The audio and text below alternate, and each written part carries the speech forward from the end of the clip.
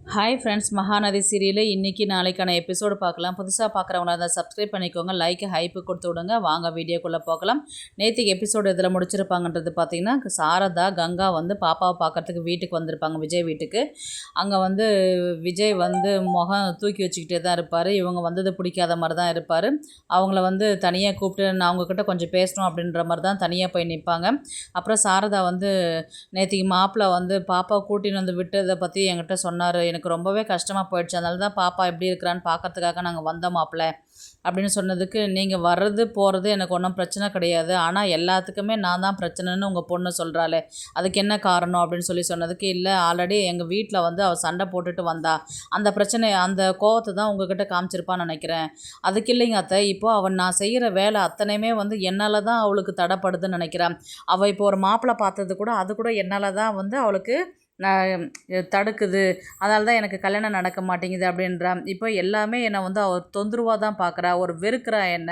நான் இத்தனை நாள் கஷ்டப்பட்டதுக்கு ஒரு அர்த்தமே இல்லாத போது நான் எவ்வளோ தான் கஷ்டப்படுறது, என்னால் முடியல, மனசுலேயும் உடம்புலையும் தெம்பு இல்லை, அந்தளவுக்கு நான் கஷ்டப்பட்டுக்கிட்டு உட்காந்துருக்குறேன். இப்போ பத்தாவதுக்கு பாப்பா வர என்னை விட்டுட்டு அவளை தேடி போகிற அளவுக்கு அவள் மனசு எவ்வளோ உடஞ்சி போயிருக்கும். நான் அதுலேருந்து மீண்டு வரல. ஆனால் அவள் என்னன்றா, குழந்தைய வச்சு பிளாக்மெயில் பண்ணுறீங்களான்னு கேட்குறா. நான் எங்கே போய் சொல்லுவேன், யார்கிட்ட சொல்லுவேன் சொல்லுங்க பார்க்கலாம். அவள் இஷ்டத்துக்கும் அவள் அந்த மாதிரி வார்த்தையை விடுறா. இன்றைக்கி நான் இவ்வளோ கஷ்டப்பட்டு இத்தனை வருஷம் கழித்து நான் வந்து பார்த்ததுக்கு எதுக்காக? நான் அவளை உண்மையாக லவ் பண்ணினேன், உண்மையாக அவள் கூட இருக்கணுன்றது தான் நான் ஆசைப்பட்டேன். ஆனால் அவள் வந்து அதை கொஞ்சம் கூட புரிஞ்சிக்கவே மாட்டேங்கிறா. ஒரு எதிரியாகவே வெறுப்பாக தான் பார்க்குறா எல்லா விஷயத்துலையுமே. நான் உங்கள் வீட்டுக்கு வந்தது, நீங்கள் எங்கள் வீட்டுக்கு வர்றது, இதெல்லாம் வந்து இனி வேண்டாம் நான் நினைக்கிறேன். நான் இனி உங்கள் வீட்டுக்கு வரல, நீங்களும் என் வீட்டுக்கெல்லாம் வர வேண்டாம் அப்படின்னு சொன்னதுக்கு, என்ன மாப்பிள்ளை பேசுகிறீங்க நீங்கள்? என்ன சொல்கிறீங்க? இதெல்லாம் வர வேணான்னு சொல்கிறதுக்குள்ள உங்களுக்கு என்ன ரைட்ஸ் இருக்குது? எங்கள் வீட்டு பாப்பா இங்கே இருக்கும்போது அது எப்படி பார்க்காம இல்லாதெல்லாம் இருக்க முடியாது. என் உயிரே போகிற சூழ்நிலை வந்தாலும் உங்களையும் காவேரியும் சேர்த்து வைக்கிறது தான் என்னுடைய வேலை அப்படின்ற மாதிரி சாரதா வந்து சொல்லுவாங்க. உடனே வந்து, என்னங்க அத்தை நீங்கள் இப்படி பேசுகிறீங்க, அவள் தான் என்னை சுத்தமாக வெறுக்கிறான போது நீங்கள் எதுக்கு எனக்கு தேவையில்லாத வந்து இந்த மாதிரி பேசிகிட்டு இருக்கிறீங்க, எனக்கு இது கொஞ்சம் கூட பிடிக்கல அப்படின்ற மாதிரி தான் அவர் அங்கேருந்து கிளம்பி போயிடுவார். உடனே வந்து, என்னம்மா இவங்க இப்படி பேசுகிறாங்க அப்படின்னு கேட்டதுக்கு, மாப்பிள்ளைக்கு ஏன்னா காவேரி திட்டின விஷயத்தில் இவர் ரொம்ப காண்டாய் நம்மக்கிட்ட கத்திட்டு போகிறாரு, இவளையும் காவேரியும் வந்து கொஞ்சம் விட்டு தான் பிடிக்கணும் நம்ம அப்படின்ற மாதிரி தான் அங்கேருந்து கிளம்பி நேராக வீட்டுக்கு வந்துடுறாங்க. வீட்டுக்கு வந்தோடனே, நர்மதா அம்மா எவ்வளோ நேரம் ஆகுது, டீ போட்டு கொடுமா, 6 மணி ஆகுது, பசிக்குது, எல்லாரும் வெயிட் பண்ணிட்டு இருக்கிறாங்க. என்னது 6 மணி ஆகுதா? அச்சச்சோ, நான் இருடி ஒரு நிமிஷம் நான் போட்டு கொடுக்குறேன் அப்படின்னு சொல்லிட்டு டீ போட்டு கொடுத்து விட்றாங்க. உடனே எடுத்துக்கோங்க மாப்பிள்ளை அப்படின்னு சொல்லி கொட்டது, தேங்க்ஸ் அத்தை அப்படின்னு சொல்லிட்டு சொல்லுவாங்க. எல்லாருமே டீ எடுத்து குடிச்சுட்டு இருக்கும்போது, டைம் என்ன ஆச்சுரி நர்மதா அப்படின்னு கேட்டதுக்கு, 6 மணி ஆகுதுமான். ஏம்மான்? இல்லை ஒன்றும் காவேரி வீட்டுக்கு வரவே இல்லையே, காலையில் சண்டை போட்டதுனால அவள் வீட்டுக்கு வரலையே என்னவோ, அது ஒரு பக்கம் பயமாக இருக்குது. ஒரு ஒரு நேரத்தில் உடனே நிவின் வந்து, நீங்கள் தானே அத்தை சொல்லியிருக்கிறீங்க, ஒரு நேரத்தில் டைம் ஆகும், லேட்டாக தான் வருவாங்கன்னு. ஆமாம் மாப்பிள்ளை, ஒரு நேரத்தில் வந்து ஸ்கூலில் வேலை இருக்குதுன்னு சொல்லுவாள், 6 மணி ஆகும், 7 மணி கூட ஆகும், ஒரு நேரத்தில் 7:30 மணி கூட ஆகிடும். ஆனால் ஃபோன் பண்ணி சொல்லிவிடுவா. ஆனால் ஃபோனும் பண்ணலை, ஒன்றும் வரவே இல்லை. காலையில் போட்ட பிரச்சனையில் யோசிச்சுக்கிட்டு எங்கேயோ போயிட்டாலே என்னவோ தெரியல, பெத்த மனசாச்சே, மனசு கடந்து தவிக்குது, எங்கே கிடக்குறான்னு தெரியலையே அப்படின்ற மாதிரி சொன்னதுக்கு, சரி இருங்க அத்தை நான் கால் பண்ணி பார்க்குறேன் அப்படின்னு சொல்லிட்டு நிவின் கால் பண்ணுவார். நிவின் கால் பண்ணும்போது சுவிட்ச் ஆஃப் அப்படின்னு வரும். காவேரி இது சுவிட்ச் ஆஃப்னு வருது, ஒரு வேளை ஃபோனில் சார்ஜ் இருக்குதோ என்னவோ தெரியல, பயப்படாதீங்க, நான் போய் ஸ்கூல் வரலையும் பார்த்துட்டு வரேன். யமுனா நீ காவேரி வந்தால் எனக்கு கால் பண்ணிவிடு, என்ன அப்படி வரலன்னா எனக்கு பிஃபோராக இன்ஃபார்ம் பண்ணேன்னு. சரிங்க அப்படின்னு சொல்லிட்டு சொன்னதுக்கு, நீங்கள் பார்த்து போயிட்டு வாங்கன்னு. காவேரி வந்து பார்த்திங்கன்னா கோவிலில் உட்காந்து யோசிச்சுட்டு இருப்பாங்க. இன்றைக்கி நடந்த விஷயத்தில், வீட்டில் சண்டை போட்ட விஷயம், விஜய்கிட்ட பேசின விஷயம் எல்லாத்தையுமே ஃபீல் பண்ணி யோசிச்சுட்டு இருக்கும்போது சாமி கும்பிடுவாங்க. கடவுளே, நான் என்ன நினச்சி பண்ணுறேன்றது எனக்கே தெரிய மாட்டேங்குது, ரொம்பவே கஷ்டமாக இருக்குது எனக்கு, எல்லாமே நல்லபடியாக அமையணும், நல்லாவே முடியணும், நான் யார் மனசு புண்படுத்தக்கூடாது அப்படின்னு சொல்லிவிட்டு அவங்க வேண்டிக்கிட்டு அங்கேருந்து கிளம்பி நேராக எங்கே போவாங்கன்னா விஜய் வீட்டுக்கு தான் போவாங்க.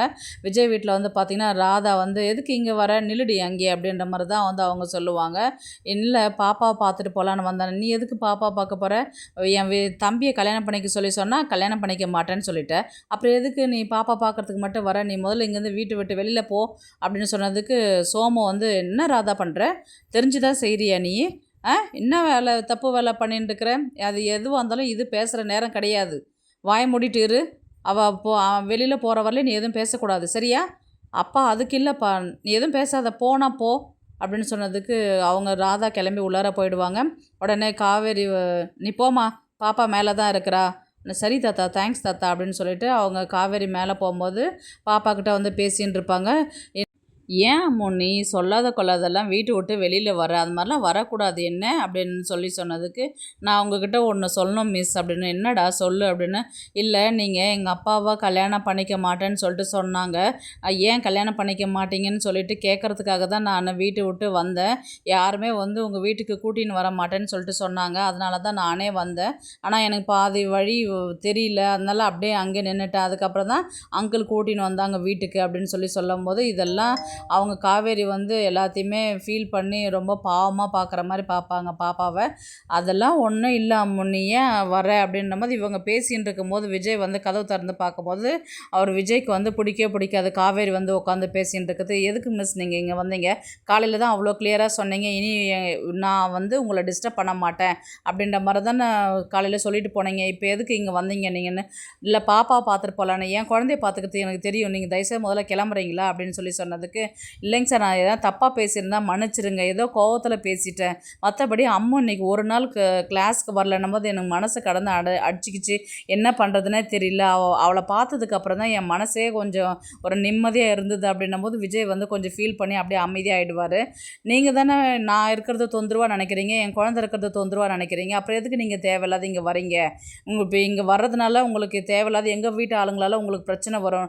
நான் தான் வந்து கிளியராக சொல்லிட்டேன்ல, நான் இனி உங்கள் வீட்டு பக்கம் வர மாட்டேன், நீங்களே எங்கள் வீட்டுக்கு வராதீங்கன்னு சொல்லிட்டு, அதை மீறி தானே நீங்கள் திரும்பவும் வந்துட்டுருக்கிறீங்க அப்படின்னு சொன்னதுக்கு, ஆமாம் சார், நான் தான் சார் சொன்னேன், மன்னிச்சிடுங்க சார் அப்படின்ற மாதிரி தான் சொன்னதுக்கு, நான் கிளம்புறேன் இங்கேருந்து, பாப்பா பார்க்கணுன்னு தோணுச்சு, அதனால தான் பார்த்துட்டு போகலான்னு வந்தேன் நான், மற்றபடி வேறு ஒன்றும் இல்லை அப்படின்னு, தயவுசெய்து இங்கே வராதிங்க, நாங்களும் உங்கள் வீட்டுக்கெல்லாம் வரமாட்டோம் அப்படின்ற மாதிரி வந்து சொன்னதுக்கு அங்கேருந்து கோச்சிக்கின்னு அங்கேருந்து கிளம்பிடுவாங்க காவேரி. அதுக்கப்புறம் வீட்டுக்கு வருவாங்க.